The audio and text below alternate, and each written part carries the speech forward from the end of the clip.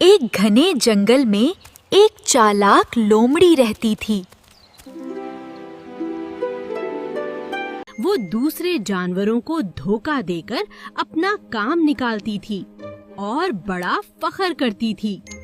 اسی جنگل میں ایک معصوم اور نیک دل خرگوش بھی رہتا تھا جو سب کا دوست تھا۔ ایک دل لومڑی نے خرگوش کو دیکھا اور سوچا گاجریں لے کر رہوں گی۔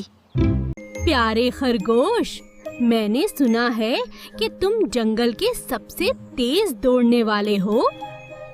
خرگوش نے سادگی سے جواب دیا، میں بس اپنی کوشش کرتا ہوں۔ لومڑی بولی، آؤ ہم دونوں دوڑ لگائیں، جو جیتے گا اسے 100 گاجریں ملیں گی۔ یہ گاجریں میں نے جنگل کے کنارے چھپائی ہیں۔ خرگوش مان گیا اور دوڑ شروع ہو گئی۔ خرگوش تیزی سے آگے نکل گئی، لیکن لومڑی نے راستے میں ایک پتھر کی آڑ لے لی اور خرگوش کو آواز دی، رکو، میرا پاؤں مڑ گیا ہے۔ خرگوش نے پیچھے مڑ کر دیکھا، لومڑی زمین پر بیٹھی درد کا ناٹک کر رہی تھی۔